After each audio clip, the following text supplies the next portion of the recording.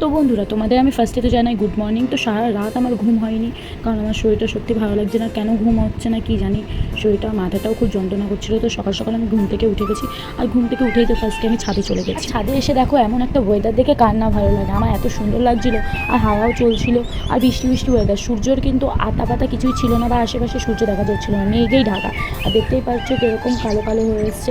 আর আমি কিন্তু ঘুম থেকে উঠেছিলাম পুরো 5টার আগে উঠে গেছিলাম, আর যেটা ঘুমই হচ্ছিলো আমি তোমাদের তো বললাম, মানে আধা ঘন্টার মতো ঘুমিয়েছি। আর এখানে দেখো মুখ চুখ শুকিয়ে গেছে আমার।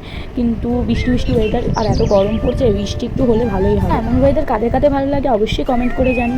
আর আমি ঘুম থেকে উঠে ফার্স্টে তো আমার একটু, যেহেতু শরীর ভালো লাগছিলো না, তো আমি ভাবলাম যে যেহেতু উঠেই গেছি তো চলো আমি ফার্স্টে জগিং করে নিই। তো এখান থেকে আমি একটুখানি এক্সারসাইজ করছিলাম। তো এখান থেকে আধা ঘন্টা এক্সারসাইজ করার পরে, আধা ঘন্টা থেকে 1 ঘন্টা এক্সারসাইজ করার পরে আমি এখন নিচে চলে আসবো। তো তার আগে আমি তোমাদের সাথে একটা কথা শেয়ার করতে চাই বন্ধু। সেই কথাটা হলো, আমাদের প্রত্যেকবার আম গাছে কিন্তু ভালো আম হয়।